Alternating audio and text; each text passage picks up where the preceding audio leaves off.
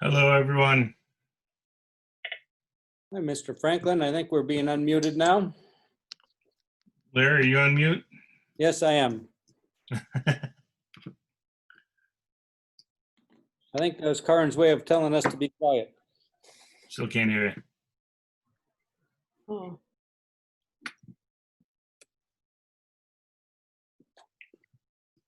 You should be able to hear me now. Larry can't hear you. oh, can you hear me, Andy? Because I can hear Larry. Hello. Molly, I can hear you. Okay. You'd think we'd get this figured out by now. Can you hear me? Yep. Okay, so Karen hears me. I don't hear anyone else.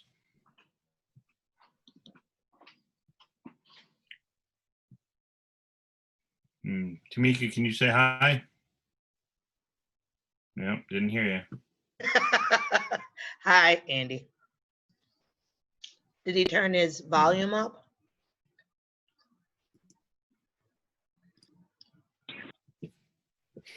I'm texting him right now. And try it without my speaker. How about now? We could always hear you. Yeah, we can hear you. Now you're muted. Yep.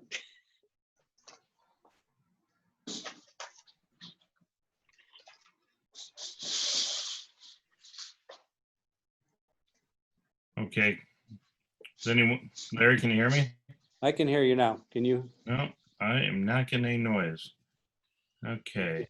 Did he turn up his volume on There his? we go. Okay. Perfect. Okay, let me just do this again real quick.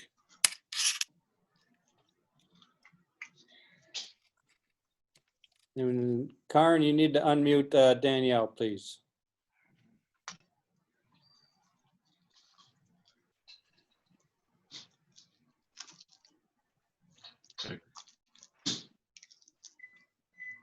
God dang it.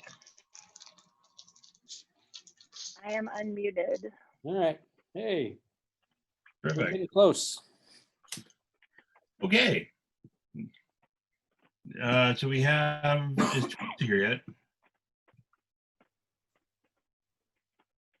I don't see her, but I know that But she- Nicolay's having a listening session right now. She might be at the Nicolay board meeting.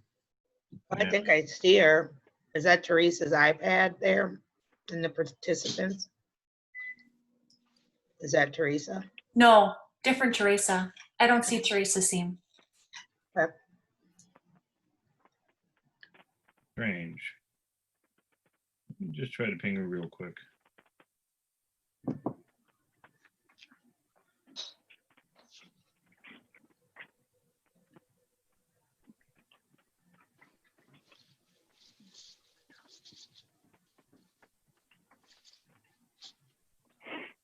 Give her a minute and then we should get started. We have a quorum.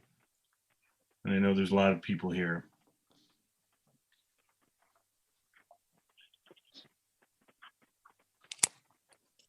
All right. I'm getting a response. One sec.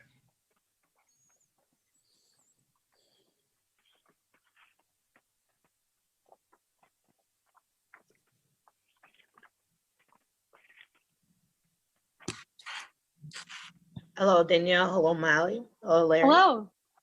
Hi, Hey. Tamika. Okay.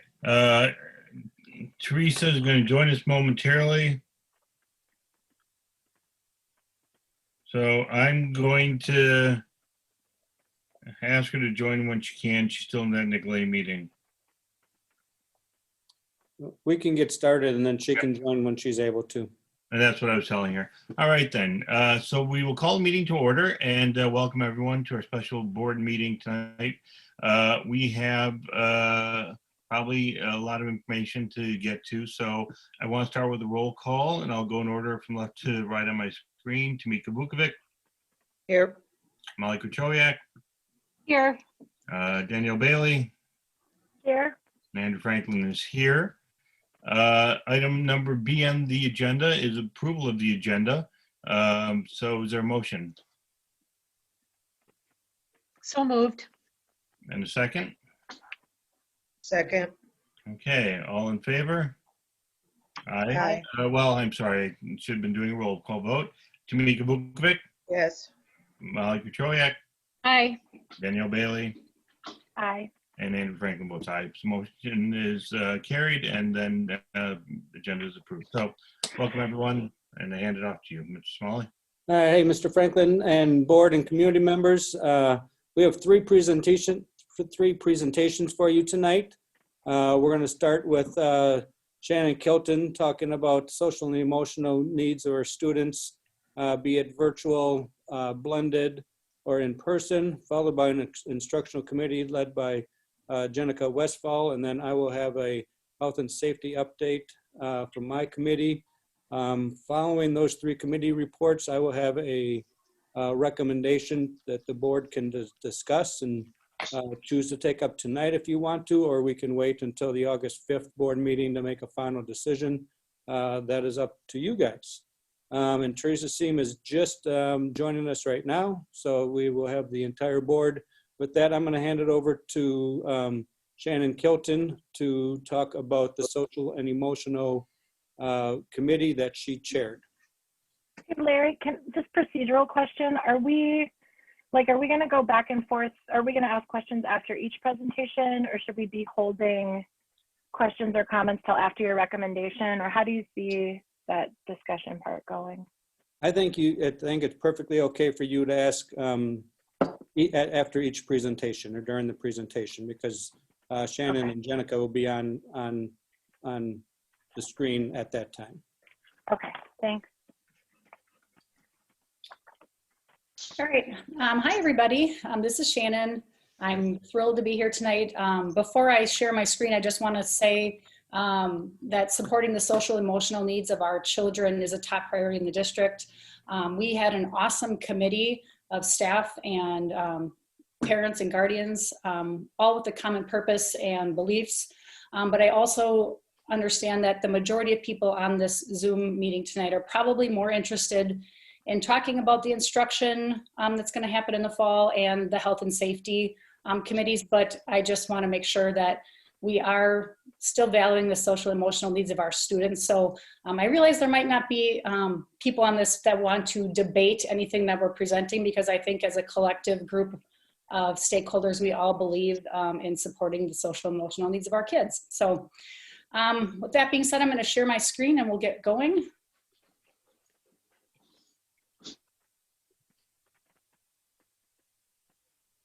All right, can I get a thumbs up if everyone can see my screen, school board members? Thank you.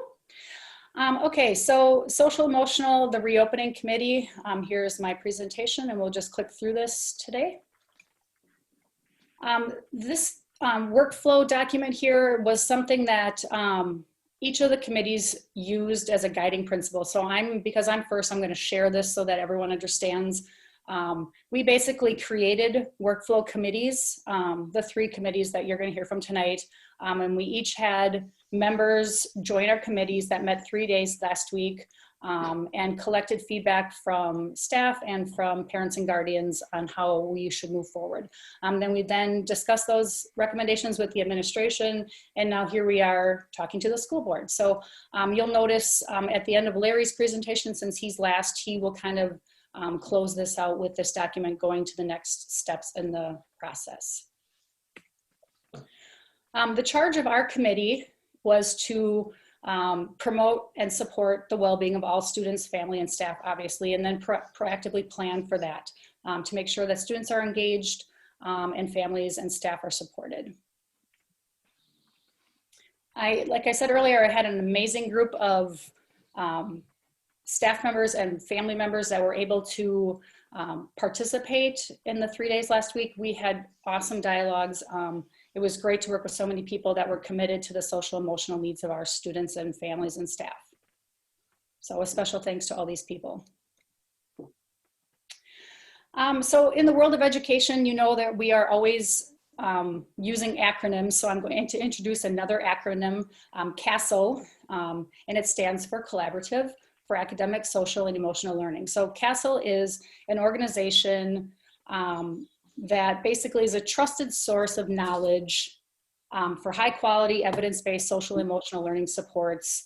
They basically support educators and policy leaders to enhance the experiences and outcomes for students in the K-12 system. So this organization basically developed a roadmap to reopening schools and how we as educators and parents and guardians can make sure we're supporting the social emotional needs. So instead of recreating the wheel, I use the expertise of this CASEL organization to help guide our work. They created a document basically in July. This is this month, so they are on the forefront here to reunite, renew, and thrive as we reopen schools. And they created this, it was about a 54-page document, which really helped guide the work that our committee did. They developed a roadmap, basically guiding us through the process of what we should be doing from step to step to make sure that we're supporting everyone in the process of reopening schools, whether that's in person, the blended model, or virtually. During our discussions last week, we made sure that we focused on the blended model and the virtual model and the in-person model, because we're not sure exactly what was happening at that point. So we basically made sure that every discussion we had paid attention to all three scenarios that we're looking at. So the CASEL organization basically developed 4 critical practices to support the reopening of schools for the social and emotional needs. And what I'm going to do is break down each of these critical practices and give you the list of, it's a short list because the document that we created is quite lengthy, which I did share with the board, and it is in the notes section on the committee notes on the district website. But this is just a brief overview of each critical practice and what the committee feels is best to support the needs of our students and family and staff. So critical practice 1 is all about taking time to cultivate and deepen relationships, build partnerships, and plan for the social emotional learning. These are just a few of the items that the group came up with, and I'm not going to go through and read each one of these, but one of the highlights was a relationship map. We talked about when we left and in the emergency closure in March, teachers and families already had a relationship with the kids in their class. So it made it a little easier for them to check in and talk to their, back and forth with parents and students and teachers because they already had a relationship. If we are to go virtual in the fall, many of our students are going to be meeting the teacher for the first time online. So we really discussed that we need to find a way to develop a relationship map so that every child in our district, every single child in the district has meaningful connections and relationships with at least one adult in the building or in the buildings. So there is a relationship map document that CASEL actually developed that allows you to put every child's name on a spreadsheet and then make sure you are constantly checking to make sure no one is being missed and that every person has a safe person that they're connecting with on a regular basis. I know we've been sending out a lot of surveys, but one of the things that CASEL recommends is that we survey the parents on the social emotional needs and what they need and how they're feeling about coming back to school. As you can tell, many people are afraid to come back to school. Some people are afraid that we're not going to come back to school because they work. The parents that we're surveying are giving us wide ranges of answers about how they're feeling about coming back to schools. And of course, that's going to affect our students and it's going to affect our staff. So we really need to make sure we're paying attention to those relationships. Critical practice 2 is really supporting opportunities for the adults. We as staff members can certainly not take care of the children in the district if we ourselves are not healthy and in a good place with our own social and emotional needs. So some of the things that we talked about is creating staff self-care plans, healing circles, making sure staff meetings are focused on mindfulness and reflection. All of us through the pandemic have had our own situations that we've dealt with, and we need to make sure that we're supporting our staff. One of the recommendations from Castle was to have small groups of staff that can get together for chats around topics, and then of course, book clubs, and then ongoing professional development. Professional development really could go in each one of these critical practices, because we really need to make sure that we're supporting our parents with online learning or a blended model, and supporting our staff with professional development and training. Critical practice 3. This was a long one. I had to reduce my font size so I could get it all in there, but creating a safe, supportive, and equitable learning environment that promotes all students' social and emotional development. This went all over the place to make sure that we're not only being trauma informed and culturally responsive, but in the middle of our pandemic, obviously, we also had Black Lives Matter movements, and we need to have open and honest conversations about how that is making us as adults feel, how it's making our children feel, and of course, staff and parents, to make sure that we're supporting all their needs.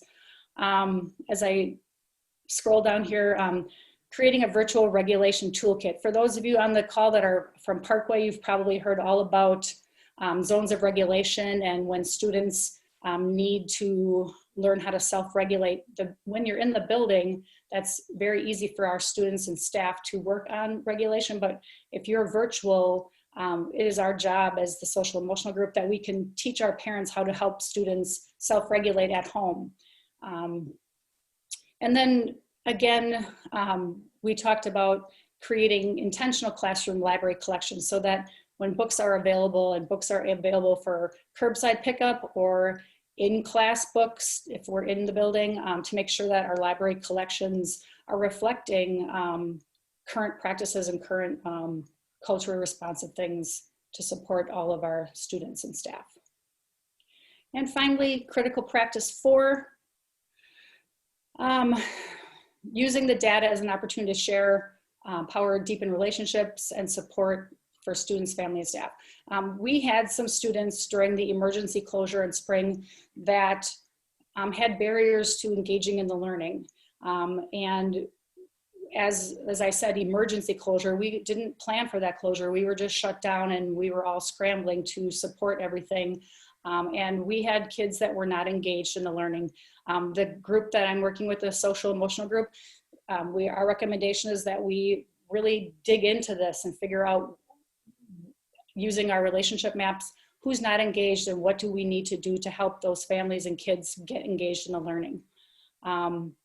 Again, gathering student and family feedback on online learning. Some of our kids thrived in online learning and really liked it, especially the kids that participated over the summer in Summer Academy, since that was a planned virtual learning opportunity for students and families, but to really get the family and student feedback on the online learning.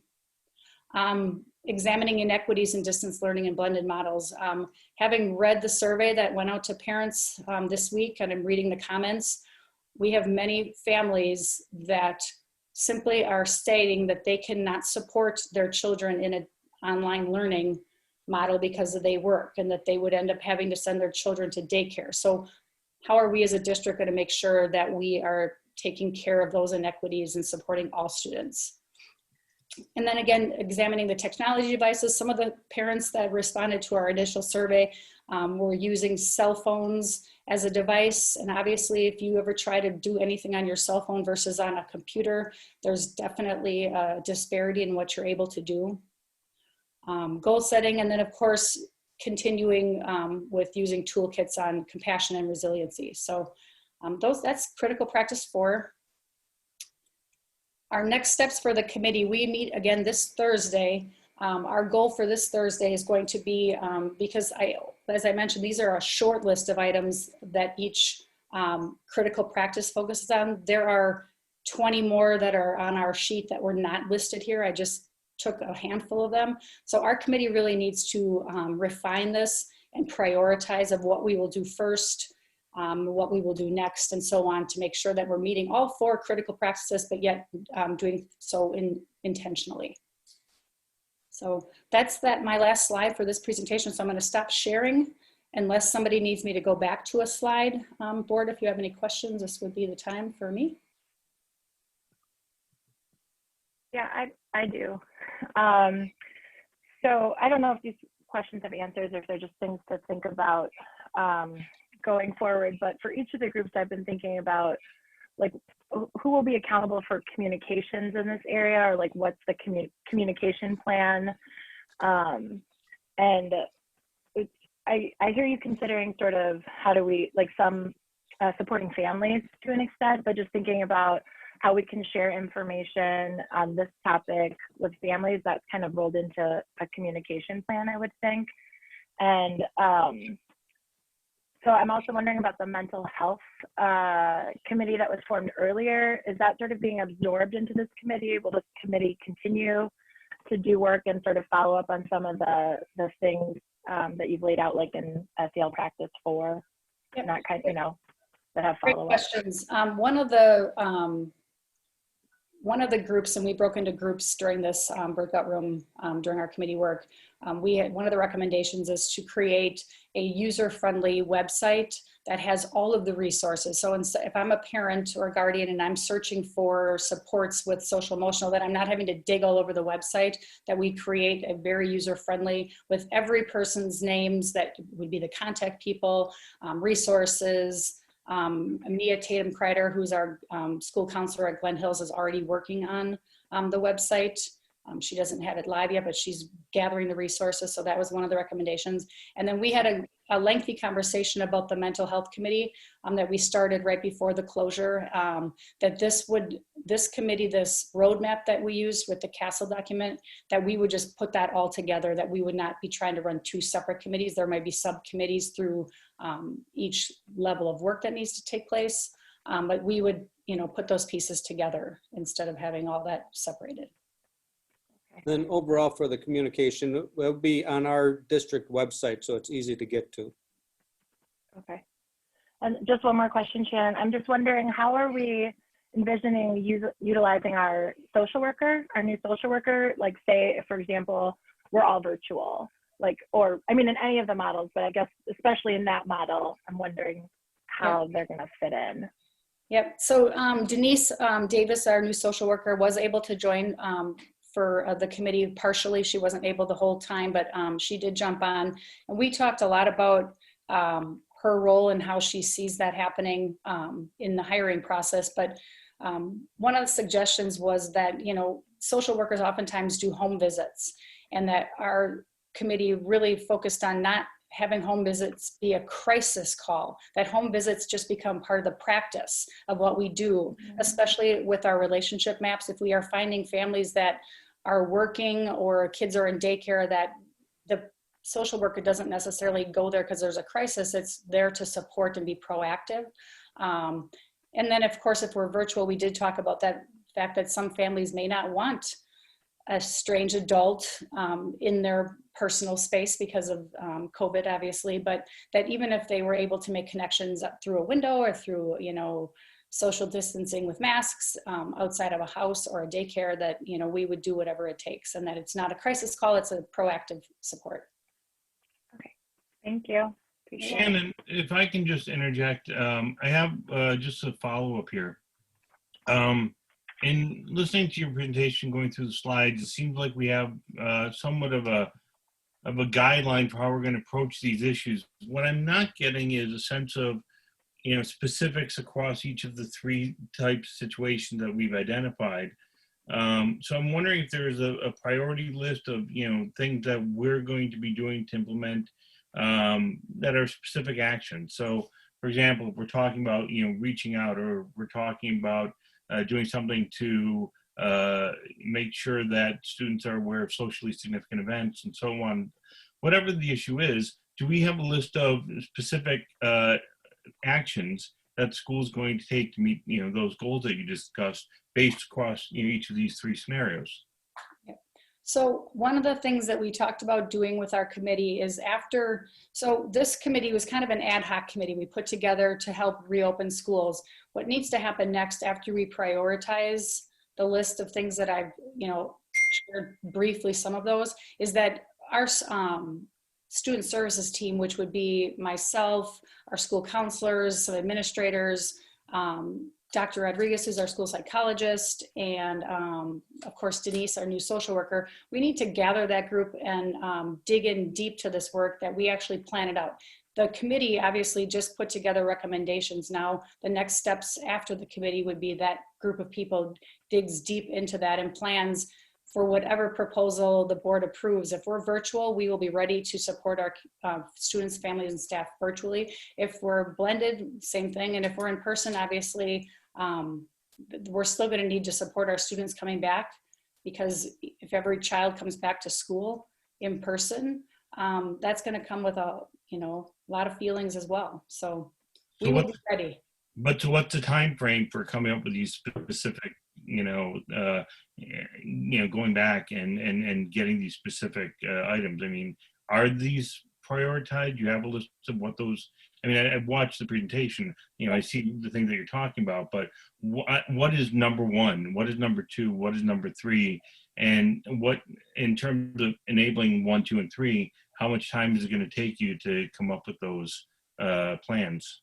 Yep. So that next steps with our committee on Thursday is we will prioritize our top 3 per se. That's something we know that we can be done and ready to do at the start of the school year. And then this will just be ongoing work.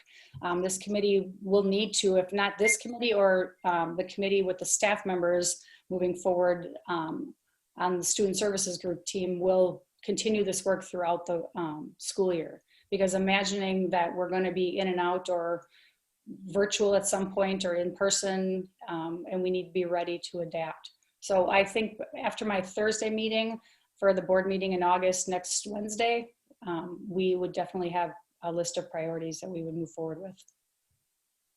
Okay, thank you. Yeah.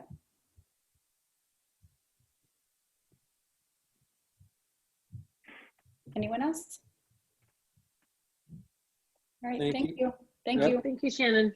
Thank you, Shannon. You're welcome. We're going to segue right into the instructional.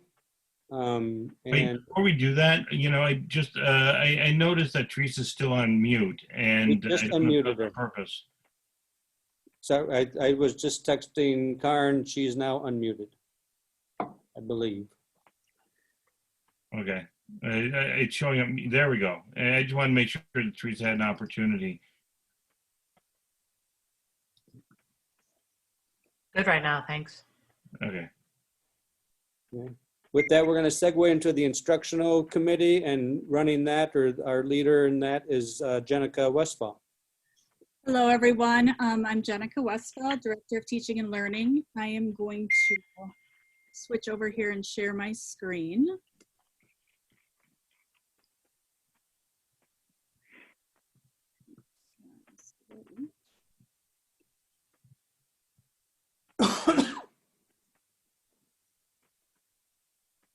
All right. So I had the opportunity to work with the instructional working group. I'm just gonna pull up here. Hopefully you can see everyone on here.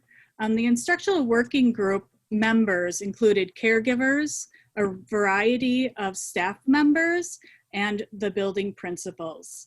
And I want to really share my gratitude for working with these team members. They were so supportive of the process, and they shared some incredible insight into what was happening in their homes and in the schools. So I really appreciate that. Oops. All right. The information I will share tonight will be on the following 6 topics. We're going to focus on key considerations based on the instructional working group, full virtual, what that'll look like possibly, blended, and then also our most vulnerable students. We'll also focus on remote learning improvements and staff training and support. The key considerations for reopening were gleaned from discussions of the working group.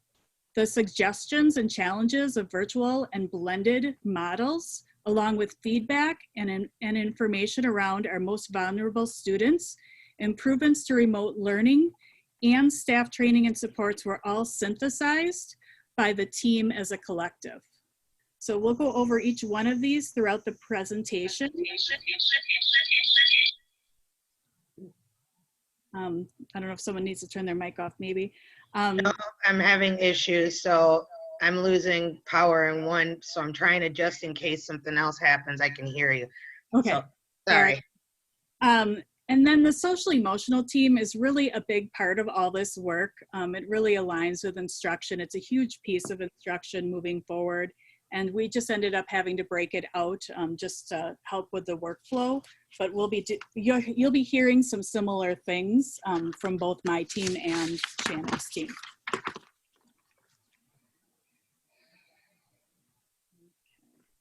The instructional working group was focused on ensuring learning for all students, specifically students that are most instructionally vulnerable. When we focus on meeting the needs of our most vulnerable students, it provides a strong foundation of instruction for all students and will help to address the opportunity gaps that have widened during the pandemic. We also were charged with making sure both teachers and families were supported, no matter what the delivery model in use is.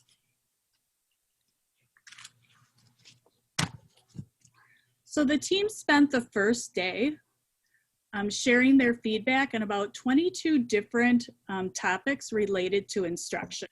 Some topics included what staff training would be needed for online learning. Other options that were up there were what were the different types of supports that families would need in the different delivery modes. So we collected this feedback virtually and face-to-face. Our virtual group was utilizing a Padlet and putting in their feedback there. And then the teachers and caregivers that were in person ended up using sticky notes with chart paper. So we were able to meet the needs of both during this initial first day. Day 2 and day 3 were discussion days. So we ended up breaking into 2 different groups. So our team spent those 2 days having those discussions around instructional topics for the different delivery modes. We documented our collective thinking in a form, and we really focused in on making suggestions for the delivery mode. And then we also talked through some challenges that we would have in the delivery mode. And then making sure that we are framing everything on the success of student learning in each model.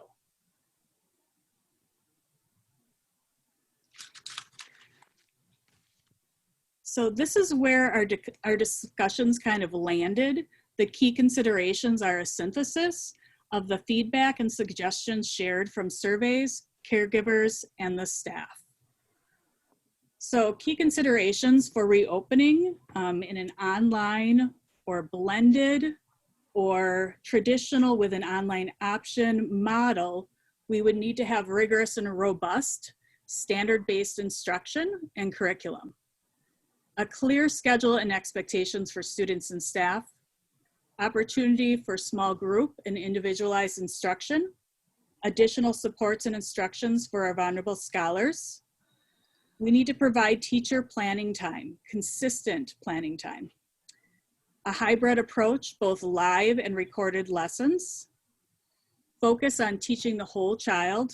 So Shannon talked a little bit about the social emotional needs of students, but we need to focus on, providing allied arts and culturally relevant curriculum and just really getting in the academics in as well. We also want to integrate within lessons and units, and Shannon discussed this as well, authentic opportunities to help students make meaning of and process this moment in time. So really giving them an opportunity, for students as well to talk about the pandemic and the protest movement against systemic racism. We want to have it manageable for staff, caregivers, and students. We need to focus time on that social emotional and building relationships. We want to be aligned with our partner schools. So we want to be having conversation with our partner schools so we have some sort of alignment. Tech and internet access for all. So really focusing in on some equity. Family and caregiver supports, that was something that we kind of broke out separately and we need to continue to work on. Consistent learning management system across schools. That was talked about over and over again to support families and students. The grading policy, shifting to the same as the brick and mortar. So we have, no matter how we move, because we might possibly be moving between models, grading policy would stay the same. And just equitable access to learning for all students. So the next topic is thinking about the full virtual. So we're going to dig deep into this a little bit and talk about the different suggestions and challenges that we felt students and families would have with a virtual model. I'm not going to read the screen for you, but I will kind of go over some highlights of this. So the team came up with many suggestions to support virtual learning. I selected the common themes from our notes to share tonight. So our notes are on the website in the agendas. So they're all posted there, so you could read through those if you so choose. As a team, we felt it was imperative to provide school access to those who need it. This could include therapies, small group instruction, tutoring, and care for working families. This would all be dependent on health and safety guidelines. So that's a tricky one, making sure that we can make something like that happen. Additional suggestions shared were setting clear expectations for student learning and assessment. The use of a consistent learning management system. We suggested there is increased live lessons, discussions, small groups, and feedback with students. If we start with a virtual model, we'll need to focus on the social emotional needs of students first and build relationships, as students will be with many new teachers. We will also want to monitor student engagement through the use of classroom student surveys. So Shannon did talk about several of these things. Finally, it's important to make sure our staff has an opportunity to plan engaging lessons and personalized learning by having a built-in weekly planning time. So we want to make sure that we're also supporting our staff if we go full virtual as well. So we did have some challenges that come with going full virtual. So thinking about if we offer some, face-to-face or in-person support for families and students, who's going to staff that? What is that going to look like? So that's kind of a challenge that we have to plan out. We discussed how live lessons would need to be recorded for working families. And so that caregivers could go back and watch those lessons to support students at home. We had many discussions around access for all students, making sure that we have devices and Wi-Fi, along with providing unit lesson outcomes to support at-home learning. The need to set schedules with learning blocks that stayed consistent for families to plan around was important, but it also may be really difficult for families who have more than one child. And then finally, building relationships while starting online learning was a concern that was discussed. So managing ways that we can do that work. So blended, through our discussion, we felt that there were a lot of the similar suggestions and challenges for blended, but I'll go through some that we found they were a little different. So we found that most of them suggestions were similar. Again, it was the school access, providing that school access. It might look a little different if you're doing an AA or a BB day, so you wouldn't have students every day in the building if need be. We talked about students who are receiving special education services, how it would be a difficult schedule for them if they had to be shifting different days. So quite possibly having them, if they could, health-wise be in the building all day, that might be a support to them. We also talked about, again, that consistent schedule, clear expectations. When we're doing face-to-face, making sure that that's a time that the teacher's working with those small groups and giving feedback, and that the at-home work will be some of the independent work that they could be doing, students could be doing on their own to support families. We talked about how tricky that would be though with our youngest learners. doing some independent work. We just would really have to make sure that those are some things that they could be doing on their own. So challenges are very similar to the online. Again, it's making sure that we have that student engagement. Shannon's team's going to come up with a really good plan for that. The one big one on here for challenges is for staff, like how do they manage the face-to-face and the virtual learning? So do we have a separate virtual learning teacher and then a face-to-face teacher? So just determining how staffing wise, what that's going to look like.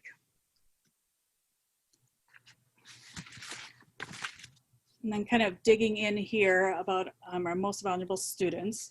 I chose, most of our discussions were around students with IEPs or receiving special education services or related services. So we found that many students had a difficult time with online learning. We feel it is important to get more individualized information to better support each student and make sure they are receiving the best possible learning opportunities. Dr. Kilton is, that leading the creation of a survey, and we'll be sharing our feedback from our team with the special education team to help guide some of that planning for the 2020-21 school year. Thinking about, with the survey, asking questions, what supports would you need? Did online learning work or did it not work? And then if online learning is not something that's supportive for that student, then looking at rewriting some of those IEPs to make sure that we're supporting kids. And then providing collaboration time to make sure that we're individualizing instruction and doing some co-planning processes, small group instruction opportunities and one-on-one instruction. And again, that clear and consistent communication rings true for every single model.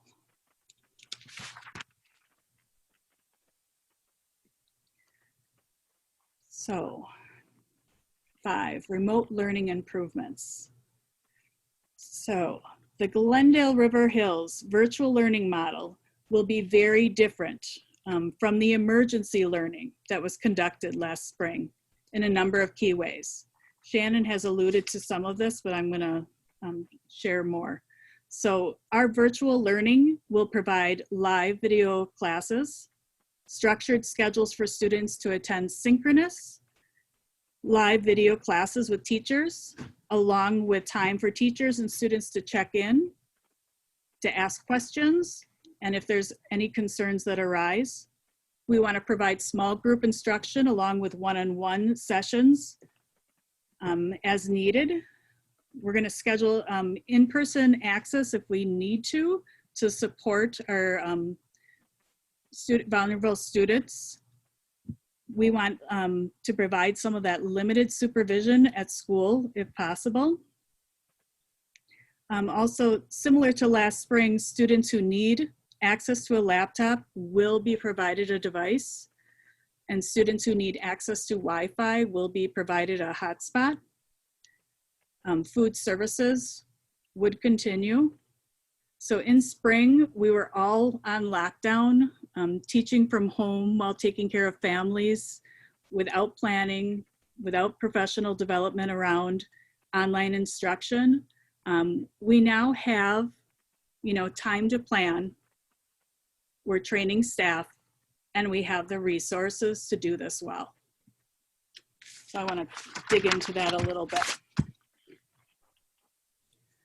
So the recommendations moving forward, looking at moving to online blended, or if a family chooses to do online, if we go back in a traditional format, things that we would want to have in place are the structure, a uniform structure and daily teacher contact, consistent use of an online platform, frequent and regular professional training in remote learning for staff.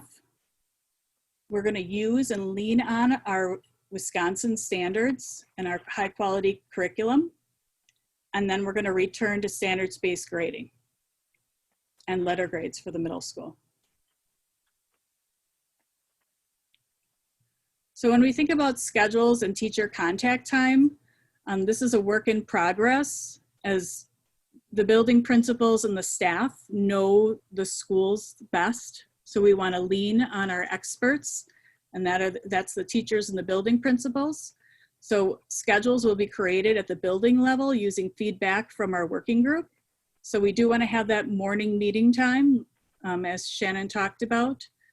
We want to fit in that allied arts time. Having a consistent blocks for learning time was brought up in our discussions at our team meetings. Small group opportunities, additional time for special education students, consistent office hours for staff members, age-appropriate instructional minutes. This is something that DPI, or the Department of Instruction, is working on, is coming out with instructional minutes for online learning. They have not released that yet. So we're kind of in a little bit of limbo with that for now.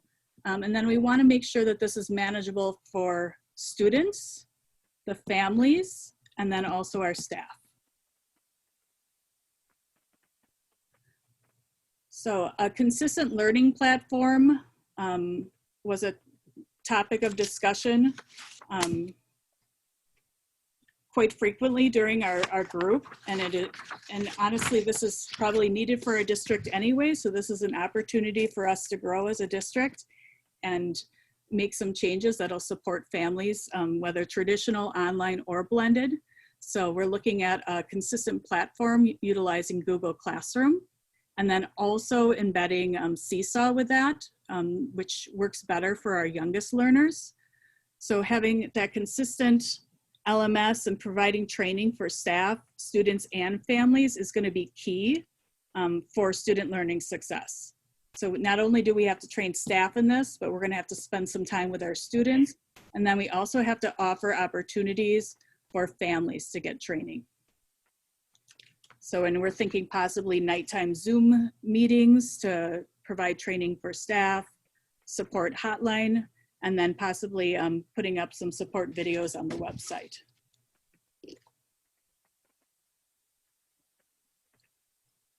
So this is something we did not have last spring, is curriculum support. So, and really instruction is the heart of schooling. The interactions between a teacher and the student, the daily moments of learning leading to the success of a student are the most essential elements of the school system. These moments are more challenging than ever, requiring more deliberate planning by leaders and teachers. Families, while eager to engage with children, may be struggling to support their learners at home, whether due to work or other caregiving responsibilities. So we need to leverage a high quality curriculum and will be more important than ever this coming school year.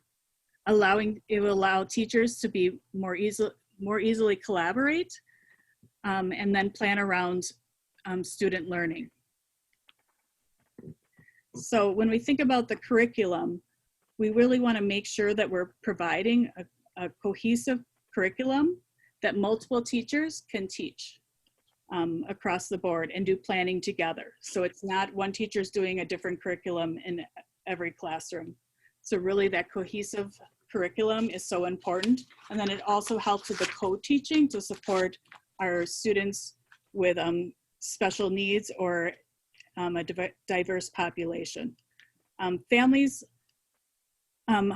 it also helps families at home because we're able to, by grade level or even by district level, provide supports for them because we're using a consistent curriculum.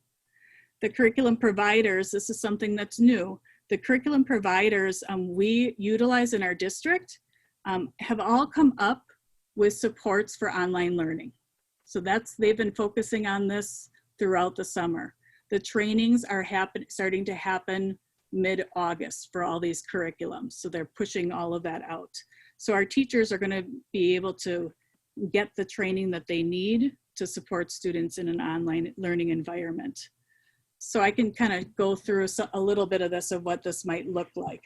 So for math, both our illustrative math and our math learning center, both of them have come out with supports for online learning.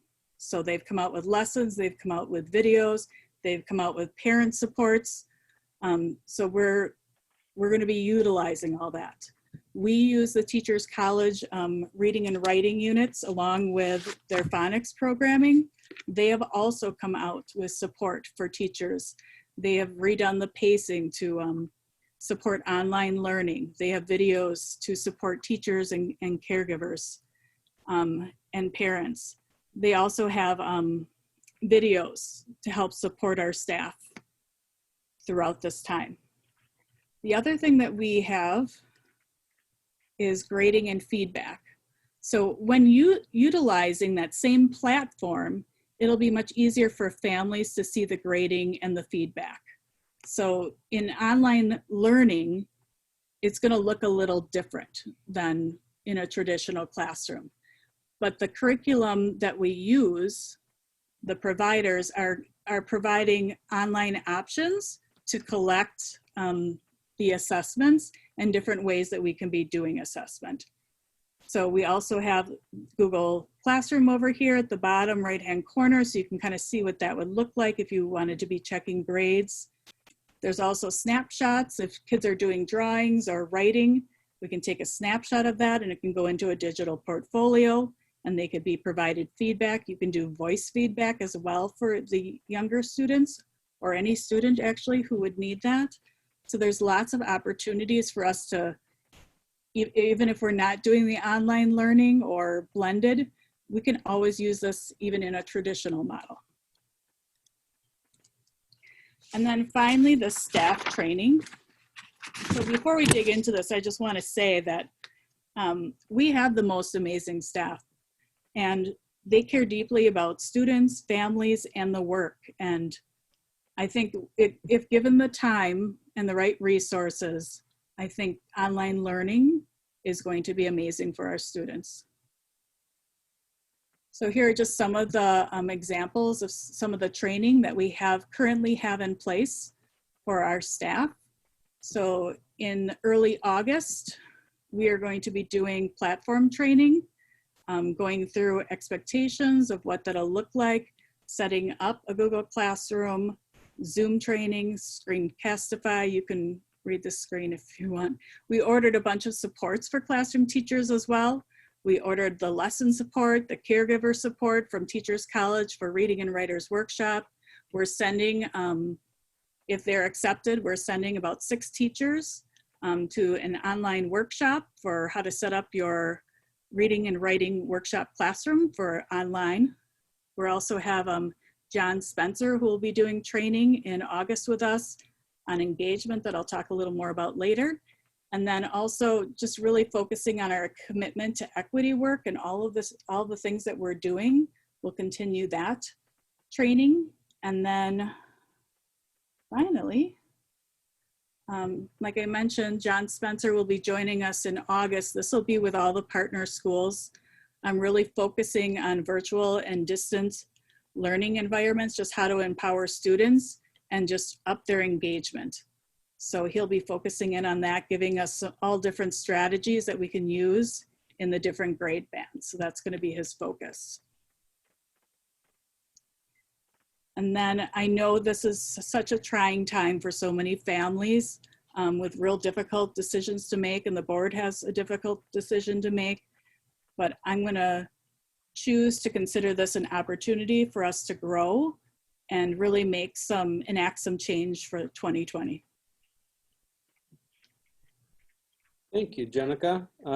Questions? I do have, you do have one question from the chat room, Jenica, and that's, I'm not sure are there specific supports for different grade levels?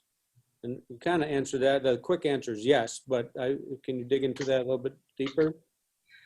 Yes, specifically, let me just stop sharing my screen real quick.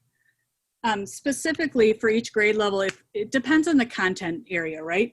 So when we're thinking about online learning, it's going to look very different in early childhood and the younger grades versus middle school.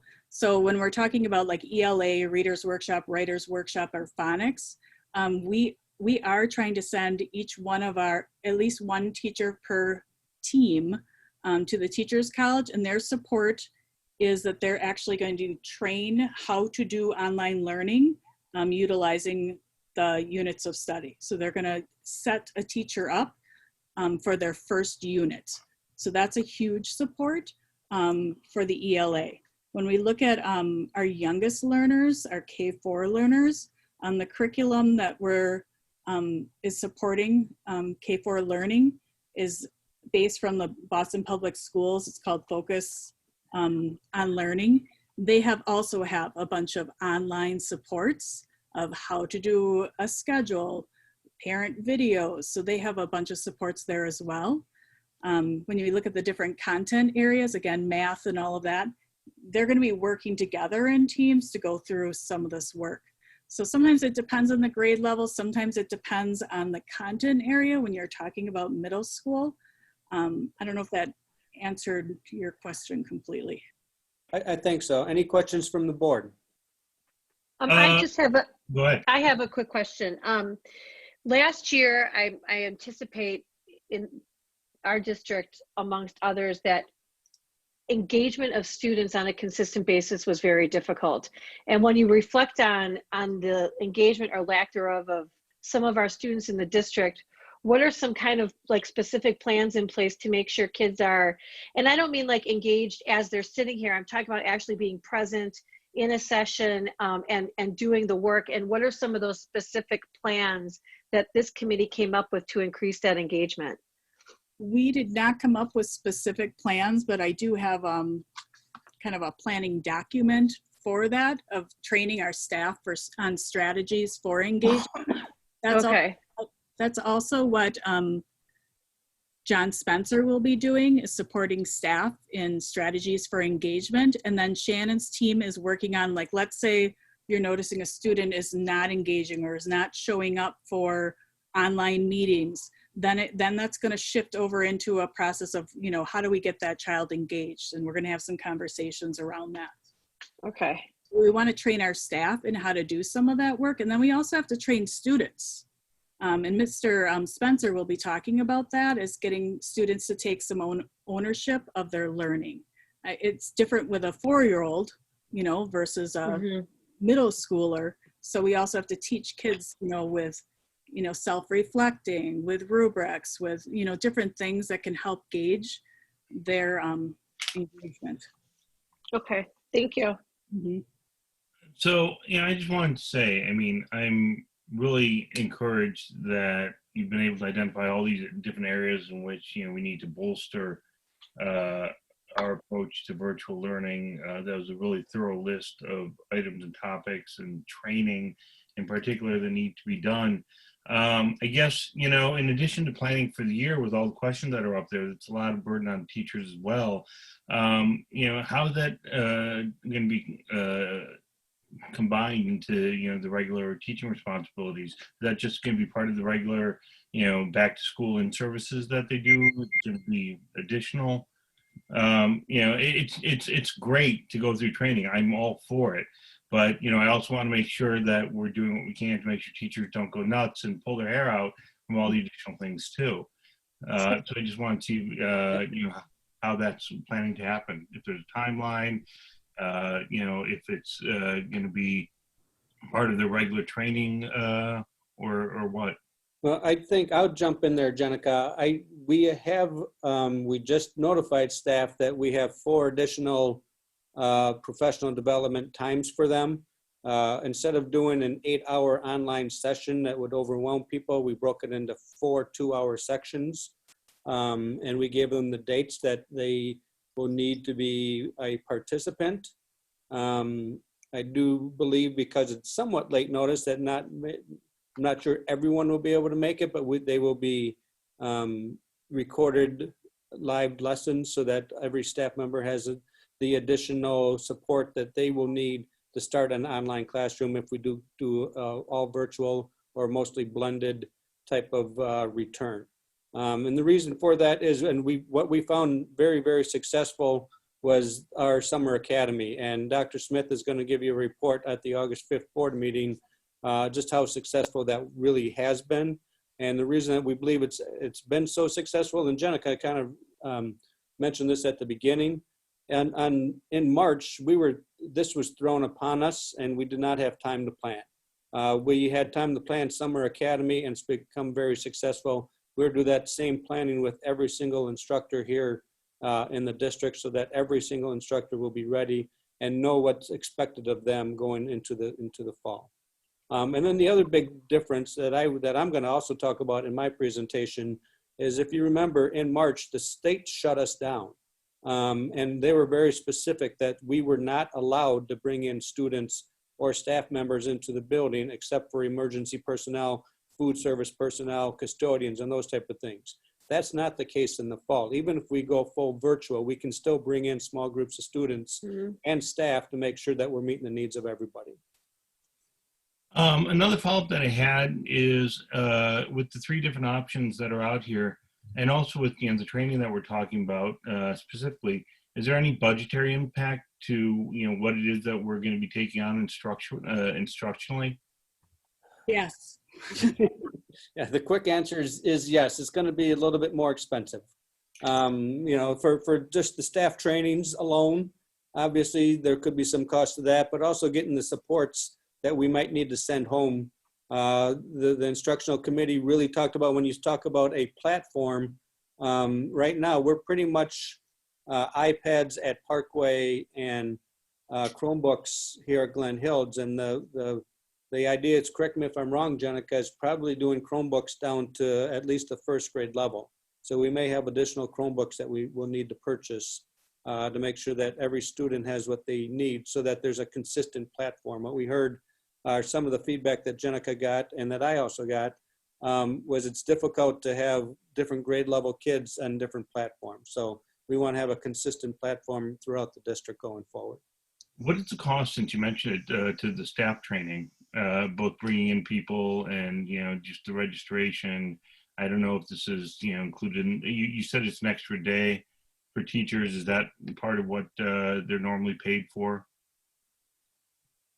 I'm not sure if I understand the question completely. Well, so from the training perspective that we were talking about, I'm just curious how expensive it is. Is there a number on that if we're paying to have some of these people come in or to register for these classes? You mentioned that it's an extra day of training in essence for teachers instead of 1 8-hour course for 2-hour courses. Is that part of what they normally do for training in the beginning of the year? Yes, we do have professional development training and staff days built into the calendar. This would be an additional day that we haven't talked about from a compensation standpoint yet. Oh, okay. As far as training, when Jenica is talking about like the teachers' colleges, and again, correct me, I believe it was either, I think it was $400 a participant, but we can use a lot of our Title II money for some of that. So I don't see it as a huge financial burden making the shift to virtual or blended from an in-person standpoint. And by the way, I mean, I've said it before, I think that what we need to do to get us to that point and to do this thing that Janik is talking about, I think it's well worth it to get us, to that A level in how we deliver instructional content online. So, I'm glad to see that there's a commitment to that, and we have to be responsible with the budget, but I'm very happy to see that, we're doing these necessary steps. I think it's just so important that teachers feel comfortable moving into the school year, feeling like they got this and they're ready to move forward with it. I don't think there's anything worse than the feeling of the uncertainty of not knowing, how you're going to manage this. So we want to make sure that we're really supporting staff to make sure that they're ready for whatever shift we need to make. So Jenica, are we planning to, or have you surveyed staff yet about their experience with the virtual in the spring or summer, or is that a follow-up that maybe your committee is going to do? I thought we could do a follow-up on that. We did not survey how it went for them. We did not survey that. MPS did had a couple interesting questions in terms of just surveying their staff about like what resources they think they could have used or what supports they anticipate needing going forward, which I thought, if there's some way to get at that information would probably be helpful. I have a question about the technology though that Larry and you, I think, both started talking about. So I'm wondering sort of what our bar is for if people need technology. Like, is it just if you say you don't have access to or you need it? And if we're wanting everybody to be on Chromebooks, but say you have younger ones who have iPads, like I'm just kind of wondering about that, how we're thinking about that and what that threshold is for providing, you know, technology to people. At our meetings, we were really talking about providing one-to-one for students at district device. The reason being is that way we can preload everything that needs to be on the device, so parents don't have to be loading all different things at home and trying to manage that, plus, you know, doing some sort of online schooling. So really trying to take the pressure off of families with that. And then it also makes it easier for staff as well if they know that kids have the same devices available to them. For our committee, we really didn't have a lot of representation of staff in the lower grades just because of other commitments and whatnot, and it was quick turnaround, right? So we really need to dig into like the cutoff for the iPad versus the Chromebook with kind of experts who are teaching in those grade levels. Yeah, well, I'm just thinking K4, K5, what is that virtual experience? How are we envisioning that too? Sure, I can speak to that.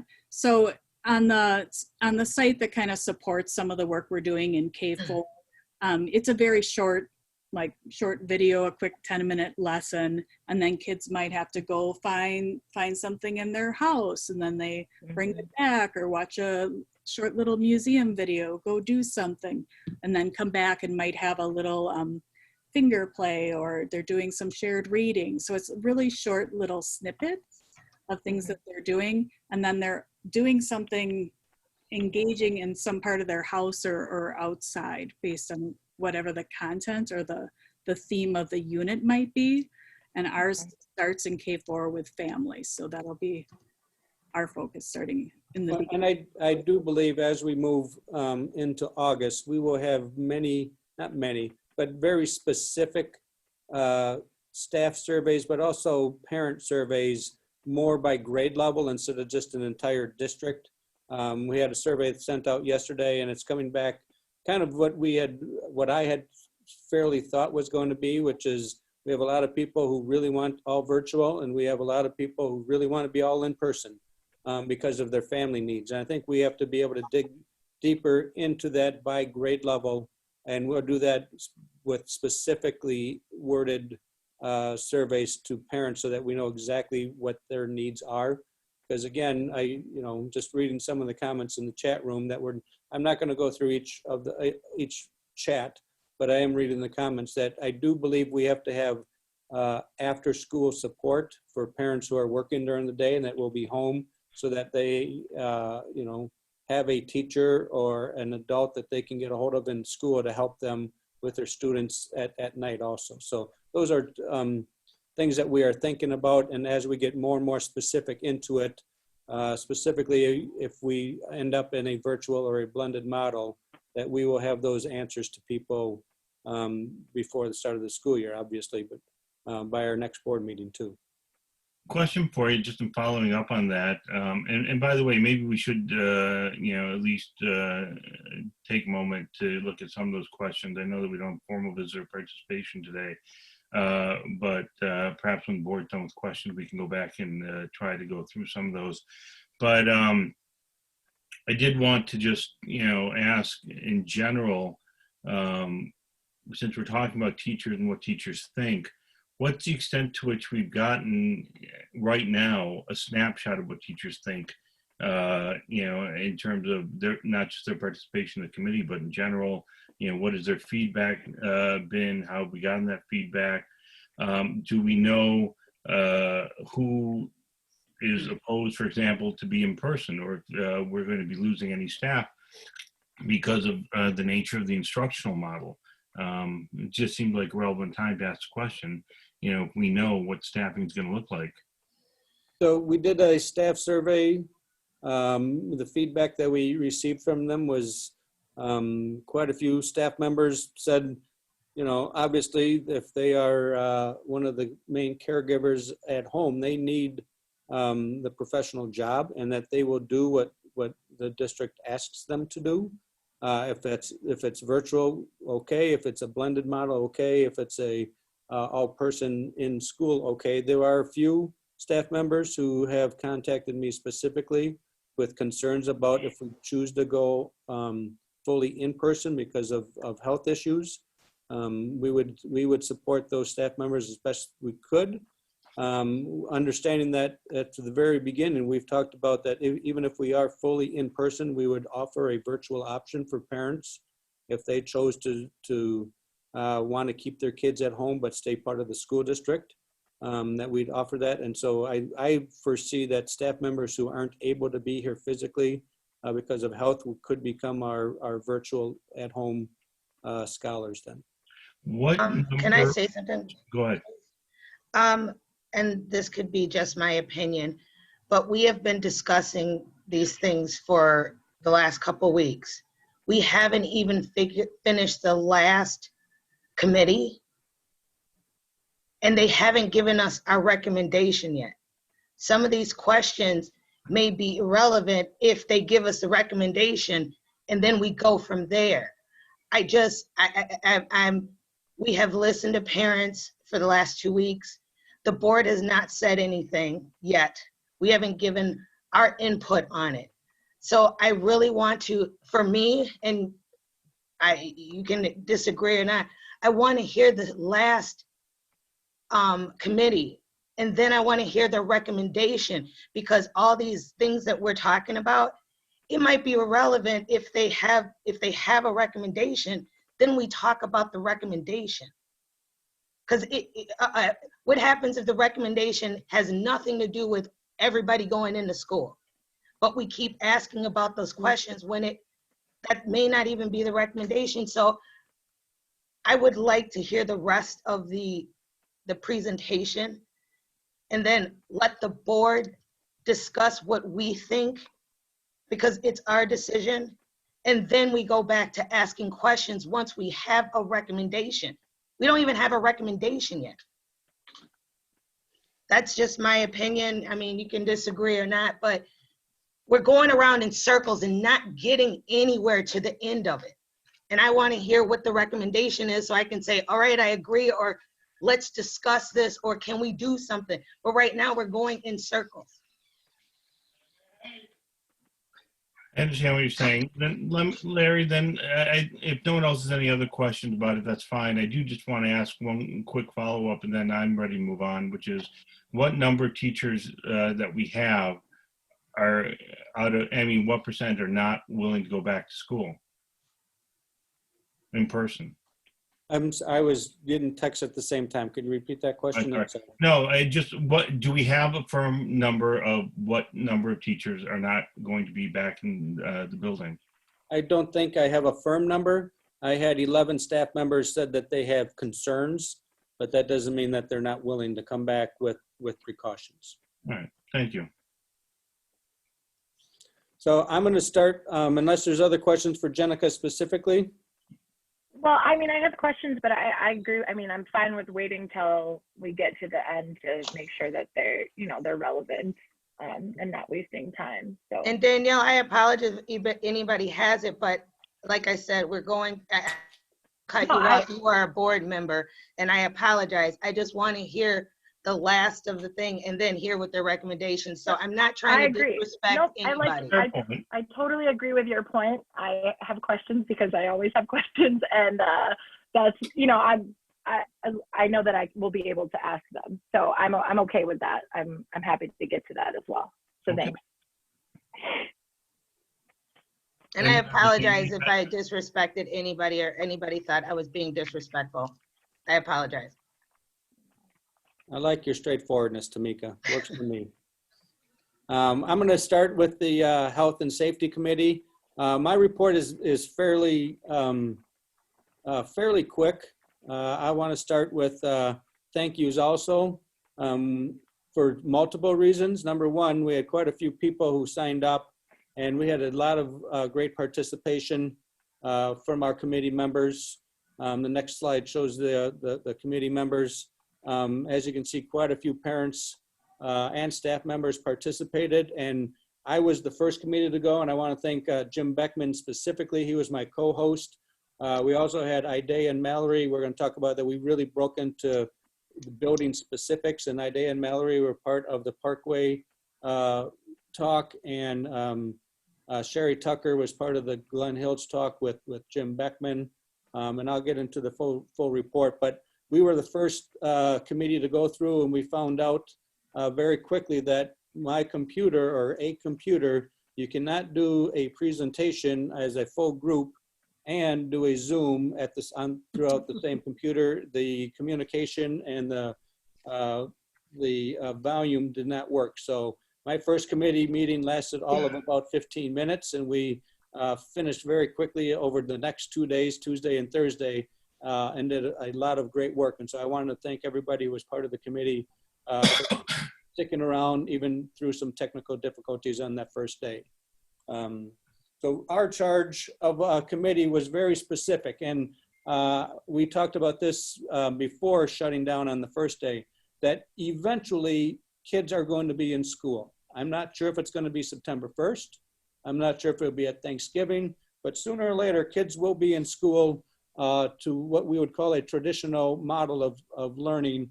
And our charge was really to make sure that we had equitable access for everybody to be here and that our buildings were as safe as possible, which is why we broke into the two different committees of Parkway and Glen Hills.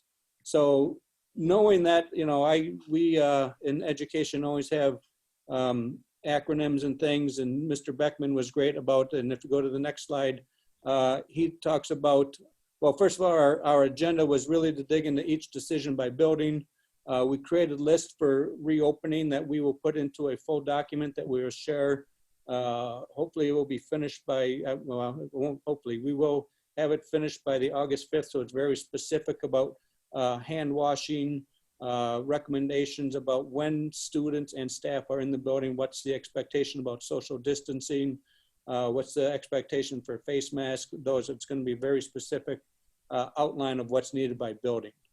And from Mr. Beckman, who I overruled because he wanted to talk tonight, but I knew after Shannon and Jenica that we would be already an hour and 15 minutes into the meeting. So I told him that I got to do this presentation instead of him. But in his language, when I talk with acronyms and things, he's like, can you put it in plain language? And so that's what our presentation is about. What does this mean? And so we did it for students, which was our second day. We focused only on what kids will need to, what the buildings need to look like to have kids safe. When you see an asterisk next to like face coverings, I took that decision away from even the committee, saying that there are some things that they can make recommendations, but I already know what our policy is going to be. For example, the face coverings I'll talk about in just a minute. The city of Glendale has already come across saying that there will be face coverings inside buildings. So that's not an option. So we talked about each one of these very specific items. What happens, again, for employees was our third day of the committee meeting. Reporting procedures for COVID-19 symptoms or a positive test. That's not a discussion item. That's been told to us by the health department what we need to do. And so I shared that with the committees, but you know, the cleaning and disinfecting, what does that look like? Daily screening, what does that look like for staff? Those were open discussions that we had at both buildings. So as I just talked about, the face coverings are non-negotiable for students and staff. After Glendale's passed their city ordinance, I sent out to all staff members that if they are in the buildings and in contact with anybody or expecting contact with anybody, that a face mask needs to be worn. We've had no pushback on that from a single parent or employee. I'm very proud and very happy about that. The research is out there that face masks help stop the spread of COVID-19, and we will maintain the face coverings until research and the North Shore Health Department and Department of Health Services tell us that it's no longer needed. With few exceptions. I'm sorry, there are, you know, with with a doctor's note, or obviously there's always exceptions to every steadfast rule, but almost always you will see all staff members and students in face masks. So in plain language, what does reporting procedures for COVID-19? So if an employee has COVID-19 or has been exposed to COVID-19, if a student has a COVID-19 exposure, this comes right from the North Shore Health Department. What happens is if we find out as a school district, we need to contact the health department.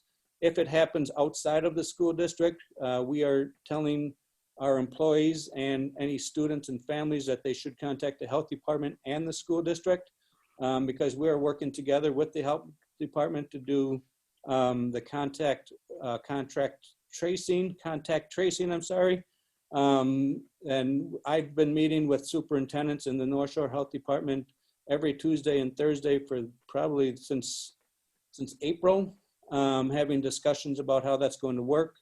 Again, if you get a negative test, you get to come back to work. And if you're a student, you get to come back to school.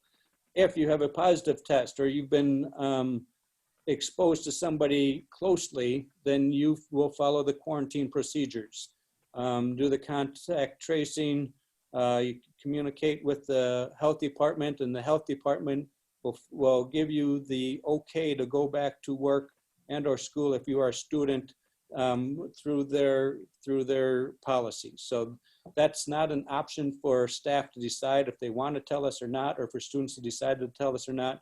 If you have COVID-19, we're saying that you must do that for the school district. And then the other thing that we shared from our committee, we have additional resources. I think the biggest one that we talked about, or that I shared with the committee, is mitigation. COVID-19 isn't going to go away from what everybody's saying. It's not going to magically disappear. I apologize to anybody who believes that that's true. But we need to mitigate and to maintain the safety of our staff and of our students and parents as much as possible. And then the Education Forward document it came from DPI. It's a document that I had shared with the board earlier. Then more resources came about, from the Department of Health Services reopening school buildings. Each of these is a link in this presentation. It's on the website. So if parents or community members want to dig into it a little bit more deeply, if you go into this presentation, if you just click on any of the underlying things, it's a link that will take you right to it. The infection control checklist is also DPI's. It's a 9-page checklist of basically this has to happen for schools to reopen. Wait, Larry, are you saying you've done those, or you're starting those, or? We are in the process of doing them. Okay. But that wasn't a committee charge. That's more of an administration charge that we're going through that internally. Okay. So the next slide talks about, again, in our presentation, thank you very much to Dr. Smith and to Ms. Tucker. They took great notes from their meetings. For example, if you click on the Parkway meeting notes, this is our Tuesday notes. If you can click on that, Shannon. Maybe.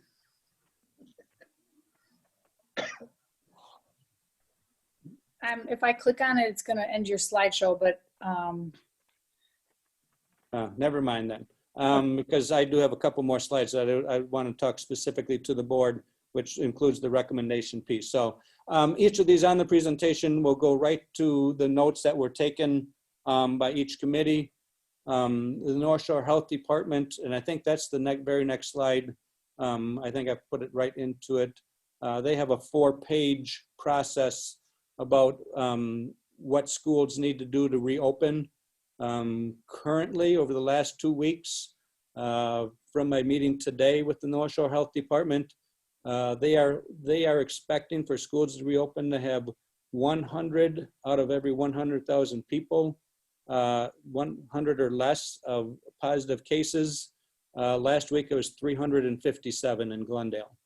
So obviously we are way higher than what the health department is projecting on a complete reopening.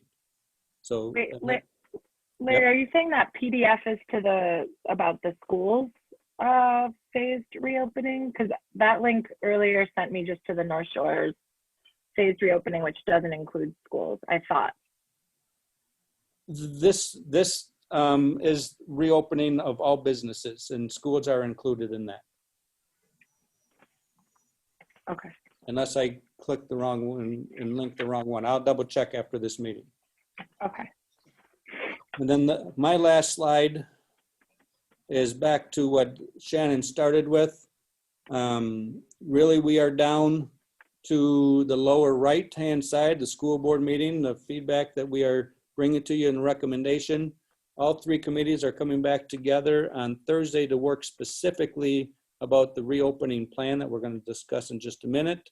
At the August 5th board meeting, final recommendations, final approval. But even after the discussion tonight, I see us, and I will talk about that. I think that's my last slide. Shannon, if we want to go back to full screen. Thank you. Basically, after discussions with multiple superintendents in the North Shore and with the health department, I've had to readjust my recommendation each week. Currently, because of where the community is with COVID-19, my recommendation would be following what Nicolay did last night, what Mapledale is, I'm told, going to do on Thursday night, what Shorewood is starting with, what Brown Deer is starting with is that we would start with a virtual learning model. The change for Glendale, I'm not sure about other districts, is that I would request and or require staff members to work in the buildings so that we could bring in students, specifically what Jenica talked about, our most vulnerable students, kids that we know that need daycare, kids that we know that have special education needs or other health needs, that we can have them in the building. We would still, that's the reason that we need our employees here. We would maintain social distancing and continue the virtual learning, but also give them the social emotional needs being met here in the building. Then we would move on to a blended approach, kind of like what the other districts are also doing. I can't tell you exactly when that would be. I know that many districts are out there, including MPS, saying this is going to be a 30 to 45 day deal. I think we have to wait to see what the health department is telling us. If COVID-19 continues to spike all the way through the winter, it could be that we will be virtual or somewhat blended all the way through Thanksgiving or even longer. But we will come up very specifically at the next meeting with kind of the criteria that the state is putting together. Right now, the state health department, kind of what Shannon or not, what Jenica talked about, different criteria. The health department is supposed to have a criteria out to the North Shore Health Department that isn't completely out for kind of the gating process about what specific number allows you to come back to school. And thus far, we don't have a specific number. 10%, which is the 100 out of the 100,000 that people are talking about. If it gets under that for 2 weeks, that's usually what the health department is believing, but they don't have confirmation about that. So right now, my recommendation is that we would start virtual with staff in district so that we can bring specific students into the district as needed. So with that, I'll open up either discussions or questions about the safety committee or let the board chat. Larry, just to clarify, so your recommendation is that we plan for virtual year for an undetermined time with the asterisk of planning for certain special needs as we would then go forth and determine, but to go with the primary focus of virtual education. Correct. I think that's, after talking with the North Shore Health Department, this afternoon, actually this morning, and the other superintendents in there. That seems to be the consensus of all the districts in our area. I'm a little I'm a little concerned about, I guess I'm wondering what we can do to prioritize who comes into the building. We talk about kids with special needs. We talk about kids that need childcare, but at some point, my concern is that we have so many kids, and because of all these circumstances, that all of a sudden we're just blended anyway. So I guess more just a comment that I'm concerned about where we're going to draw that line and make sure that this offering is equitable for the kids that are the most vulnerable. I just want to say something to piggyback on Molly. I completely agree. And one of the things that I might take hits for this, but we are an educational institute. Educating our students is our #1 concern. It has to be. So our special needs, our IEP, even our 504, those have to be, if we're going to do something in regards to in-person, or those have to be our priorities. In that we always talk about equity and making sure we have equity. Equity means that sometimes somebody gets something taken away to help the person that needs more. And I believe that if we don't make this decision about education and helping the special need kids, we're going to end up in trouble. So I am with Molly. We have to have a guideline that is about education, because this is an educational institution. And I understand, I saw one of the chats, someone said, do you have younger kids and do we understand? I don't have younger kids, and I try to understand, but I just won't be able to. The only thing I can do is empathize. But as a board member, it's the greater good from K4 through 8th grade. Education. That is the key for me. And that's my opinion on this discussion. Wait, just to clarify, so are you kind of saying, because I was trying to understand who we're defining as our most vulnerable. I think even when Jenica was talking, so we've clearly outlined special ed, kids who may need therapies. But so when we start talking about childcare or that sort of piece, like are we talking about like an income line or a poverty level at which we know in terms of the equity piece that they're going to be the most impacted by a fully virtual? Like, I guess I'm also curious what the metrics would be for whom is eligible to opt into something like this. Like how we would be looking at that before I would sort of know where I stand on it. And you probably don't have this, Larry, but just thinking about like, are we going to cap total attendance in the buildings based on North Shore Health Department and gating criteria? Or logistically, I'm wondering how that works too in the safety and sort of health and safety aspect of allowing some kids back into the school. Well, I really believe those are the logistics that we will have to dig into. I don't have a specific number in my mind. I do know that each child is individual. So even when we talk, special education, not all kids in special education have the same needs. And so really, I think it will come down to a case-by-case basis, which makes it difficult to have a criteria. But we do know that there are families in Glendale that are homeless. We do know that there are families in Glendale that have different needs for a variety of reasons. Obviously, we can't discuss that in an open session, but that's where it comes down to the professionalism of the principals and the staff members who will be kind of making their recommendations on a day-to-day basis. I also see it that there will be, I believe that, I know even in the instructional that Jenica talked about, having small group instructions and being able to bring in small groups of kids on a different day, each day of the week, so that it is as equitable as possible. But that, again, every child, our 1,080 kids need some support. And so our goal will be able to get as much support to them as possible, knowing that we will start most likely in a virtual setting.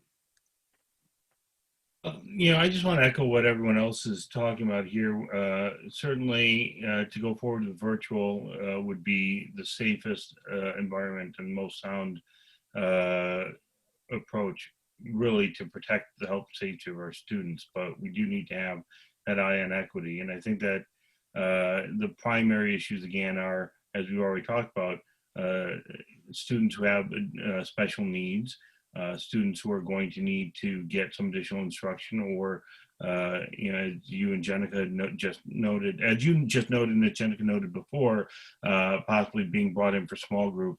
And I think also for younger students as well. I just wanted to clarify, maybe this is not something that we need to delve into right now, but the notion of childcare, I think, was also mentioned by someone in our discussion. I would want to focus on the educational need to get special needs students in, or people with special educational needs in a broader sense, as opposed to necessarily focusing on childcare. But saying that, I was just trying to seek clarity on that, Andy. Yeah. I think in terms of that's not the criteria for how we're determining who's the most vulnerable. That's what I wanted to clarify. I mean, I will say this much. I have a lot of sympathy for parents out there who are working or who need to get back to work, and who, let's face it, whether they support an idea in principle or not, there's certainly going to be, a lot of difficulty for whatever path it is that ends up being adopted. So I just want to make sure that it's clear that I think everyone on this board has been made very aware of the varying needs of everyone, both for students and for families. Larry, I have a question in regards to the issues that I've talked about. Would it be, and you tell me this, would it be, I don't like to use the word fair, but that most of these teachers have had some interaction with each of these kids, except for like the new students or the K4 or K5s that are just coming in. I believe each grade works together with the previous grade to talk about the students' needs. At least that's what I remember them last year doing, and trying to find an individual program for each student. That before COVID, that's how it used to work, correct? That is correct.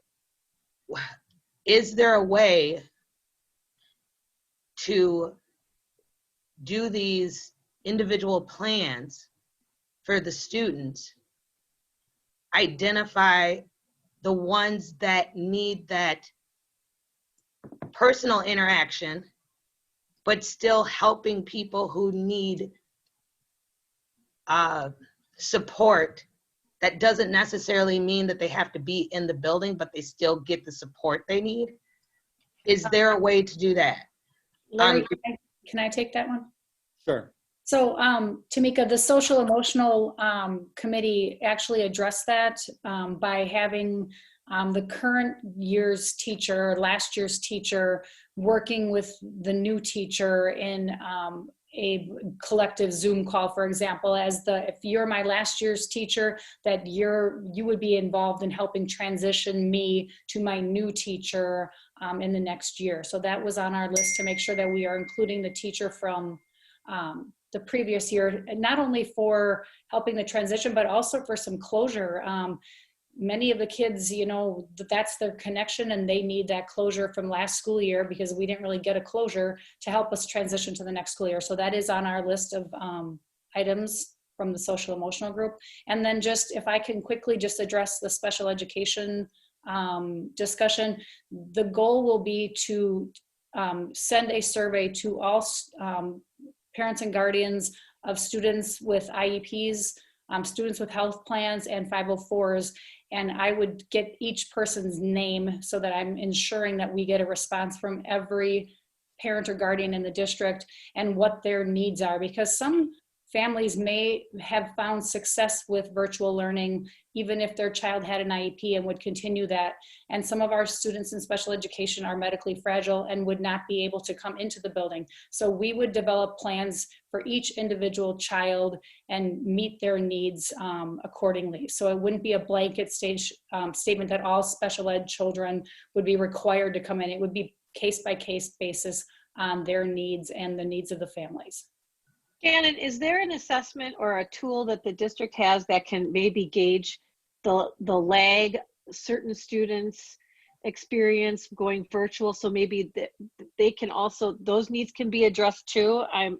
Or is that just a conversation between the old teacher and the new teacher? Or I'm thinking that that's another population that should be addressed, as the kids that didn't experience growth or maybe negative growth while they were in virtual in the spring. Right, and we have students that were receiving reading intervention services when school was shut down, and those students, obviously, we did our best to deliver those reading intervention services virtually, but it was really hard to progress monitor their progress in reading virtually, as we're, in an emergency situation. So all of those things I know Jenica talked about with the grading and assessment and the feedback that we need to do with our training and planning, we will be able to do a better job with assessing progress. One other thing, some of these lapses that we had at the end of the year, or Shannon, come back, because this is probably for you. The things that like you just mentioned, that you couldn't evaluate the reading, could this be part of the one-on-one that comes in? Is this part of the plan, like making sure that we assess and make sure that people the students are getting what they, and then reevaluating little by little, in the sense of, as a teacher finds out that the student doesn't necessarily, while we're in this mode of virtual, the student will be just fine being virtual. He or she might start out to the building, but then after they're comfortable with it, maybe moving out. So I feel like this whole thing is a living organism that is going to evolve, and the pandemic came, we weren't ready for it. We're a little bit more ready for it more now than in March.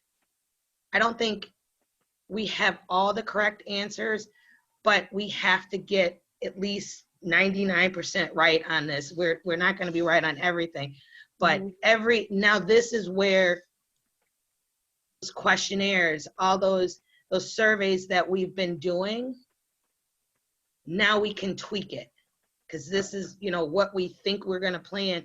Now we can tweak it. I know Danielle made a couple of requests or comments about,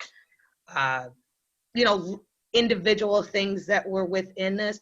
Now we can go back and answer her questions and make sure that those questions are answered, because we have at least a skeleton.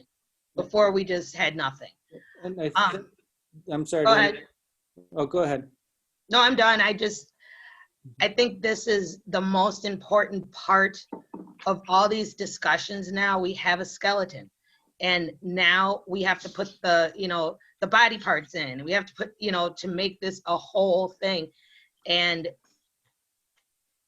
giving you our recommendation, or you giving us our recommendation, is what we really need to, now we need to work. Yeah. We're not into August yet. If we can get this going, we can have a better plan at least even by next week, Wednesday. I agree 100% with that. And I think included in Jenica's presentation, and she wasn't reading line by line to you, but What we've started doing, especially in our earlier grade levels, are meet and greets with the teachers, specific one-on-one meetings that they are recommending that we need to do that for each student. And it could be a Zoom meeting, or it might be an in-person with socially distanced, but where the teacher is going to meet with the family of each child in August before school starts, so that they will get specific feedback on each individual child in their classroom. I think there is one, I usually don't look at the chat. I wait till you guys do, but this was one of my concerns back in May, is what do we do about the parents who have small children, or the teachers who have small at home and they're going virtual? I mean, do we have a plan to try to help our teachers balance that as well? Because that is another question. I don't know how we do that. And that is also I think a really good question, or at least to be brought up. I have gone back and forth with the Glendale Heights daycare facility. I've reached out to Milestones, which is also another daycare facility that rents out Parkway, the North Shore preschool. I believe that we will be able to use all of those as resources for our staff and for families in the community that will need daycare.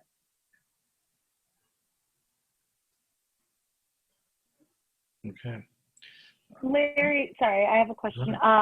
Are you envisioning, so I'm just thinking ahead to next week. So are you envisioning coming with, other districts have sort of phased reopenings and they have visions for what those next phases look like? And I know that will go along with like gating criteria, but will you be thinking about like sort of that forward thinking in terms of what we'll be approving or voting on in a week? Yeah, I think I've kind of shared that the main recommendation is to start in full virtual with exceptions where we can bring some kids in, staff in, and then have specific criteria of when we can go blended or more in-student or more students in the building. So I will have that for you on August 5th. But with I do not see, especially after talking with the health department today and the other superintendents, I've been each week saying, well, this is, if it started tomorrow, this is what I'm thinking. It's now late August, and next week late July, early August, where we have to say, this is what we are going to do September 1st. And so my recommendation next week is going to be that we start virtual and then have specific plans about how can we start bringing kids back into the building. But you're saying that will be coupled with the specific criteria that you've been working on North Shore Health Department's working on. Will North Shore Health Department have anybody? Have you heard if they'll be able to attend our I hope meeting? so. I've Ann Christensen, who's the head of the health department. She's been able to get to a few different board meetings throughout the North Shore. I've invited her to the August 5th. I don't have confirmation, but I'm hopeful. I have another question, and this is to the board, I guess. If we're pretty much on agreement to what he's saying, why are we waiting until August 5th? Let's get it to the point that we are making this recommendation. He can tweak it and then come back with specifics about this recommendation. And I'm just asking if, and this is like, I guess, a discussion within the board, and maybe I'm not thinking about something, so please, let's. Yeah. No, go ahead. I was just going to share that same sentiment. If this is Larry's recommendation, I don't understand why we can't vote on this tonight. So at least we can have parents and staff at least focus on what's the next step, so there isn't all this guessing still about what's going to happen a week from now or 2 weeks from now. I think it's time to start making some decisions. So I agree with that, but my hesitation is like not knowing how specific this vote will be. So Larry's just said he wants to require all staff to be in the building, and I would like to know more about that. And so I'm wondering if there's a way to say we're all in agreement that fully virtual, but the specifics to me, I don't want to be voting and agreeing to something I'm not. I think Fully the in. vote, Danielle, I just want I to think interject right here because Larry, you did say that, but you also said that there are 11 teachers who, at least, who said, they can't be, teaching in person. I understand that there's got to be default, of teachers coming in if they can, but if it's virtual, I'm sure that we're going to have to find a way to accommodate it. Danielle, I agree that we need to come up with specifics line by line so that we know what everything looks like, and there's going to be a lot more work to come. but there is a way to vote on this without putting it all in things. So if we, and I'm not making the motion right now, we can make the motion that Larry moves on with the recommendation going forward, and on August 5th, we have the ability to finalize the recommendations. So it'll be, we're giving him the permission to go ahead and give us all that is around and what we're doing. And then if we don't like something, or we see something that needs to be tweaked, or we need to have a better understanding, then we can discuss that on the next Wednesday. Tamika, Plus, this also gives Larry's the committees, Go ahead. this gives the committees the focus too now. They're still meeting, so at least now they're not planning for 3 different scenarios. Now they can be laser focused on what exactly needs to happen for Right. what we agree upon. And this is what happened yesterday, Nicolay, as I observed it, and I think that that is the right thing to do. You sift and winnow. You start with the basic approach. You agree to move on a way forward, and then you work to those details. And so right now, we've been doing the discussion, and I agree that we should make a decision tonight. We need to have that motion on the table. And Larry's made a recommendation that, and I want to state again, and anyone can make the motion that they want to, but Larry's recommendation is to start virtual and to come up with additional details for implementation of a virtual program, as well as work later to figure out how to adjust that program at a time and based on metrics to be determined. So the default is start virtual and figure it out as we go forth. And I think that's— Make a motion to start virtual and tweak this as we go, with the final decision being on August, what is that, the 3rd? 5th. Or August 5th. I would, just before you finish that motion, I would recommend that we are able to tell all family members in the district that on September 1st, we will have a virtual start to the school year, and that more information will be coming as we work out final plans for what a blended model and what a full in-person model, and when we could make that determination as we get more information. So, Karen, do you have that motion? I need to make sure Karen knows exactly what that motion was. I do. I have it. I'm writing it down. I got it. Larry, let me just ask a point of clarification. Wait, it's a motion on the floor. Is there a I'll second? second it. Second. All right, Larry, I want to just clarify this though. I have no problem saying that we'll make a final decision on August 5th, but it's entirely possible we can have more modifications after August 5th or after our next board meeting, right? I think, yeah, I think as we move forward, each board meeting, if it's weekly or bi-weekly, we will have more information each time from our partner districts, from the North Shore Health Department, from the Department of Public Instruction. What I'm hearing, families want a decision like, okay, just tell us that we're going to start virtual so that we can get ready for our daycare and for our needs. And so I think we are able to do that today, just from where we are at from a COVID-19 point of view. And with the motion, they know that we're starting virtual with some blended parts depending on what is going on. So I don't think we're pulling ourselves into something, because this is, like I keep saying, this is a living organism that we have to work with. So giving a firm stance on, we're basically going virtual. We're going to try some blended stuff, and we need to, now that we have direction, we're going to focus on this, and this is how we're going to do it. I think helps all of this in the end. Okay, so we have a motion, we have a second. Is there any further discussion? There's a request for Karen to read out the motion before the vote. Okay, Yeah. Okay.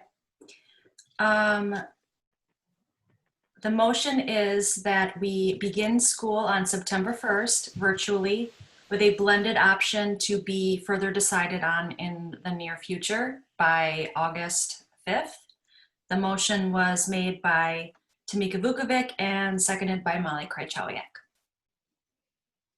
Sorry, that was confusing. I'm sorry. Karen, can you just read it? I'm sorry, one more time? I just Sure.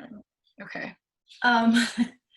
The motion was made by Tamika Vukovic to make a decision to have virtual start on September 1st, 2020, with a blended option to be further discussed on August 5th at the next committee meeting, seconded by Molly Krychowiak.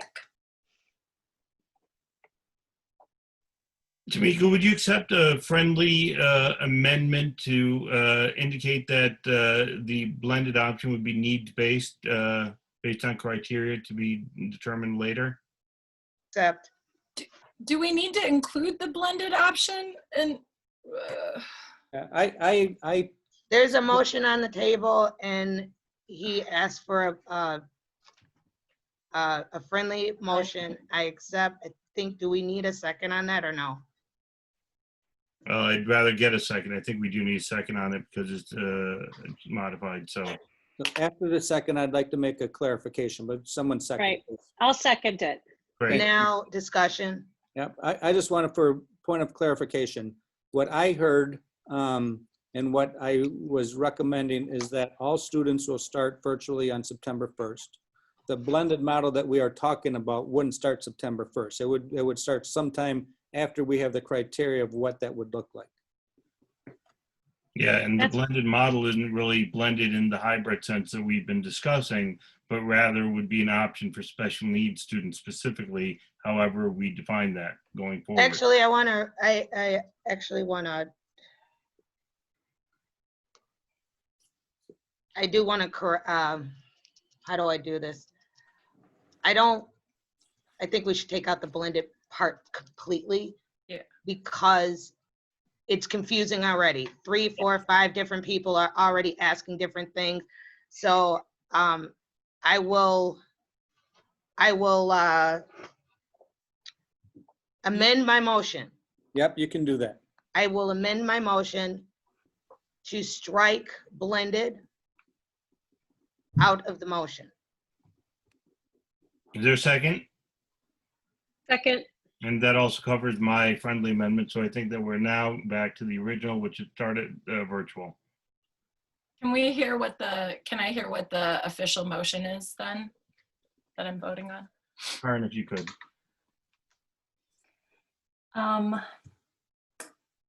She doesn't know color.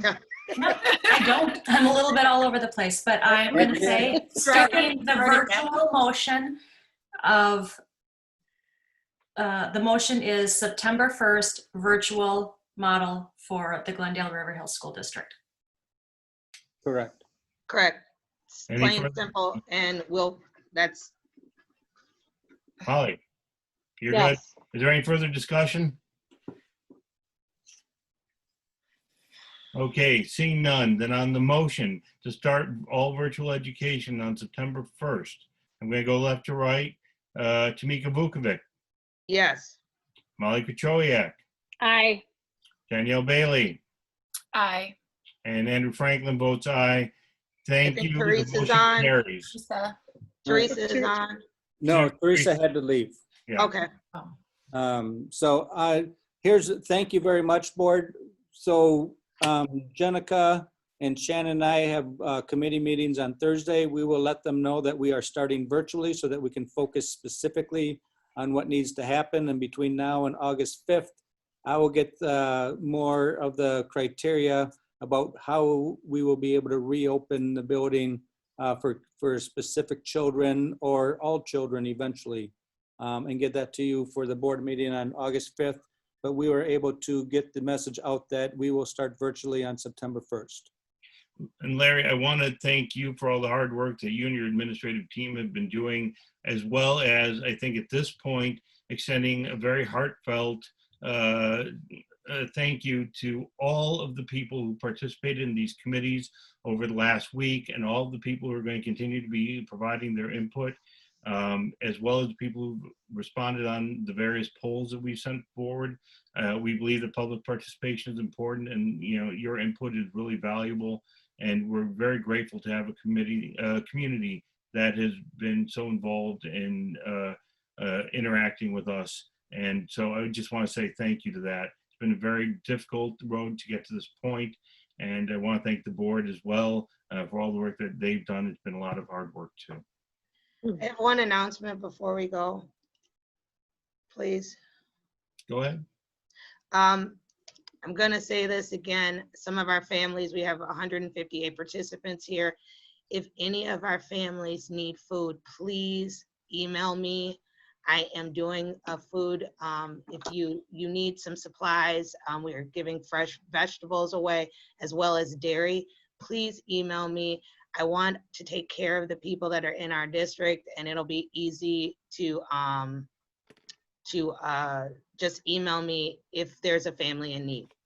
And to reiterate on that, we also are offering free lunch to any Glendale, Bayside, Fox Point, or River Hills child under the age of 18 here at Glen Hills on Mondays and Wednesdays from 10 a.m. to 11:30 a.m.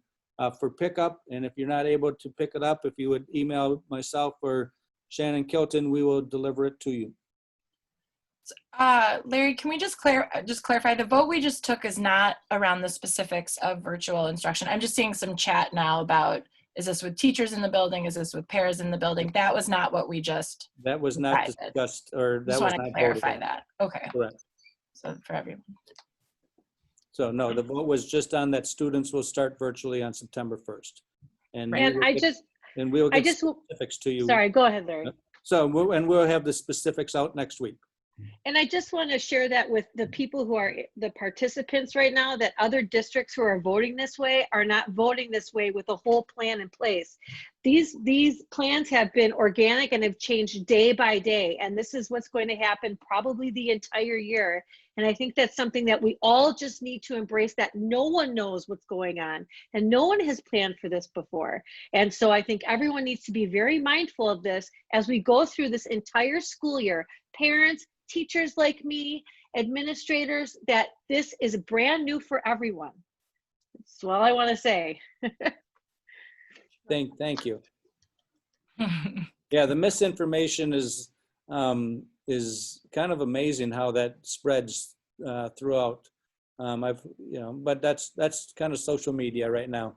It's the old commercial. If I read it on the internet, therefore it must be true, is really a false statement. Do not believe everything you read on social media and see on the internet. So,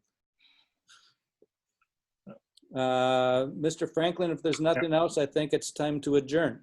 I agree. Is there a motion to adjourn? So moved. Okay, second? Second. Okay, all in favor, Tamika? Yes. Okay, Molly, Aye. Danielle, and Andy, Franklin votes aye. Again, thank you to everyone who's come and supported the school district. I appreciate it, and we will see you next week. Okay, thank you. Thank you. Good night. Bye-bye.